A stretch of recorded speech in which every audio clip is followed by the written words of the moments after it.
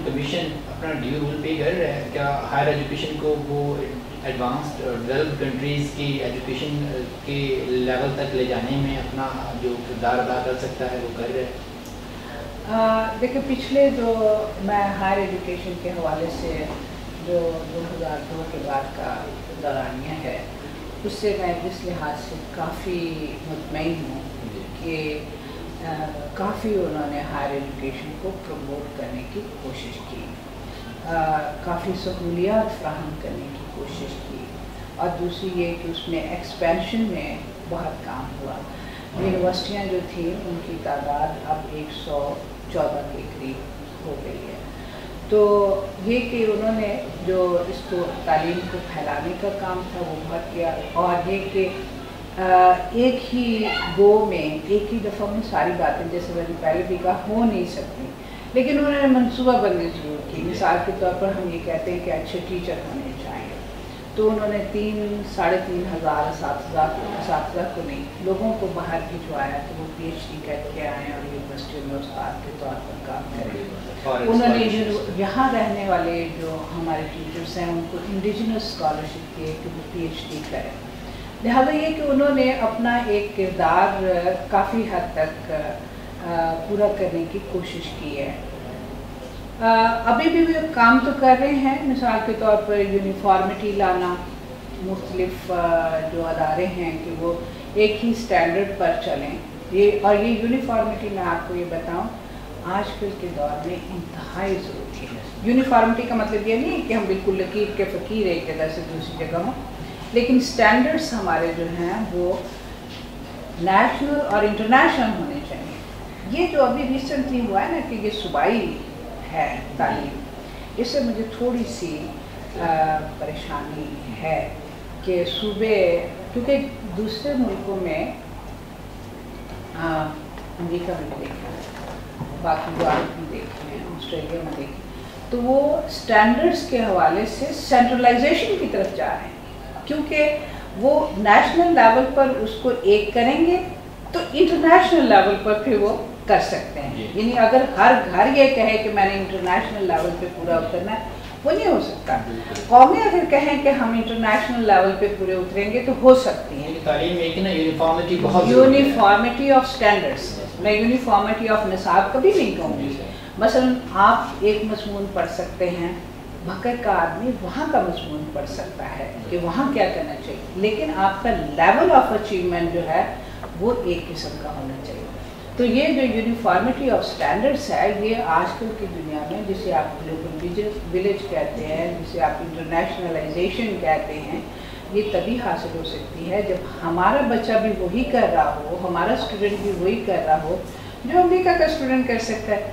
تو جس کا مطلب یہ ہوا کہ ہمیں نیشنل اور انٹرنیشنل سٹینڈرڈس کی انتہائی ضرورت ہے، اور اس کو ہم جتنا بکھیرتے چلے جائیں گے پروونسز اور ڈسٹرکٹس میں جتنا ہی ہمارے لیے مشکلات پیش آئیں۔ تو میرا خیال ہے کہ ہمارے جو رہنما ہوتے ہیں، جو ملک کے لیڈر ہوتے ہیں، وہ بھی اس چیز کو سامنے رکھیں گے۔ اب ہائر ایجوکیشن میں تھوڑا سا ہمیں جسے کہتے ہیں، ویسے تو ملکی طور پر ہی مالی کرنچ ہے، لیکن ہائر ایجوکیشن کو بھی کافی مشکلات کا سامنا کرنا پڑ رہا ہے۔ میں یہ کہوں گی کہ ملک کو یہ چاہیے کہ وہ ہائر ایجوکیشن کی ضرورت کو محسوس کریں، اور کہیں اور سے بھی اگر کاٹ کر دینا پڑے، تعلیم سے نہ کاٹیں، لیکن اس کی تعلیم سے نہ کاٹیں، نہیں، پرائمری تعلیم اپنی جگہ بڑی ضروری ہے۔ میں یہ کہوں گی کہیں اور سے، تعلیم کے علاوہ کہیں اور سے کاٹنا پڑے تو وہ ہائر ایجوکیشن کو ضرور دیں، کیونکہ انہوں نے ہی آپ کو لیڈر فراہم کرنے ہیں، انہوں نے ہی آپ کو پلاننگ کے لیے لوگ دینے ہیں، انہوں نے ہی آپ کو سکلز دینے ہیں۔ لہٰذا یہ حکومت کو کرنا چاہیے کہ ہائر ایجوکیشن کو نظر انداز نہ کیا جائے، جتنا فیسیلیٹیٹ ہو سکے اتنا ہی جلدی میرا خیال ہے ہم ترقی کے راستے پر چل پڑیں گے۔ ہائر ایجوکیشن کمیشن کا ایک جرنل ہے ریسرچ ایجوکیشن میں ریسرچ کے حوالے سے، آپ ان کی چیف ایڈیٹر ہیں، وہاں سے کچھ شیئر کریں کہ وہ some thing special about that magazine. نہیں، ویسے یہ ہائر ایجوکیشن کا نہیں ہے، یہ تو یونیورسٹی کا جرنل ہے، یونیورسٹی آف ایجوکیشن کا جرنل ہے۔ آپ اسے ریکگنائز کیا، ہائر ایجوکیشن نے اس کو ریکگنائز کیا، وہ یہ ہے کہ اس یونیورسٹی نے कोई नई यूनिवर्सिटी है, कोई रिसर्च जर्नल वगैरह शुरू नहीं किया था। तो मैंने 2007 में इस जर्नल का इजरा किया, बाकायदा उसकी टीम और बाकी काम किए। और HEC की ये एक रिक्वायरमेंट होती है कि 2 साल के बाद अगर वो रिसाला अच्छे मैयार का है तो वो उसको रिकग्नाइज़ कर लेते हैं। तो उन्होंने उस जर्नल को रिकग्नाइज 2 सालों के बाद कर लिया। तो उसका फ़ायदा ये है कि लोगों को अपनी रिसर्च, अपने तासुरात, अपने ख्यालात शेयर करने के लिए एक अच्छा फोरम डेवलप किया। इससे पहले मैं एक और जर्नल था पंजाब यूनिवर्सिटी में, bulletin of education and research, उसकी भी चीफ एडिटर थी, उसको भी हायर एजुकेशन में रिकग्नाइज कर लिया है, लेकिन वो बहुत पुराना जर्नल है। उसके मुकाबले में ये वो 1960 में शुरू हुआ था। वैसे मैंने नहीं शुरू किया था, मैं तो एक वक्त में उसकी चीफ एडिटर थी। तो अब वो भी अब आके पिछले 1-2 सालों में अब रिकग्नाइज। पाकिस्तान में एजुकेशन में रिसर्च के हवाले से काफ़ी कम रिसर्च होती है पाकिस्तान में। तो आपने यूनिवर्सिटी ऑफ एजुकेशन में अपने सुपरविजन में क्या स्टेप लिए? कितना मुश्किल सवाल आपने किया। आपको मैंने पहले कहा कि मैंने किताबें क्यों ना लिखी। मैंने कहा कि मैं ज़ाती तौर पर ज़्यादा काम रिसर्च वगैरह कर रही हूँ। यूनिवर्सिटी ऑफ एजुकेशन में चूँकि ये मुख्तलिफ कॉलेजों का मजमूआ है, ये पहले कॉलेज होते थे, यहाँ पर वो यूनिवर्सिटी का जो एक रिसर्च कल्चर है, वैसे रिसर्च कल्चर हमारे मुल्क में किसी भी यूनिवर्सिटी में कोई अच्छा नहीं है। यहाँ बिल्कुल सिरे से ही नहीं था। मैं यही कहूँगी कि मैं कोशिश करती रहती हूँ, उसके कितने समरात आते हैं वो अभी वक्त के साथ देखने की बात है। मिसाल के तौर पर ये रसाला ही जारी करना, लोगों को इस बात पर आमादा करना है कि देखो अगर आप कहीं और नहीं अपने आर्टिकल भेज सकते तो ये एक फोरम आपको अवेलेबल है, लिखें, आप रिसर्च करें और लिखें। दूसरा मैंने ये किया कि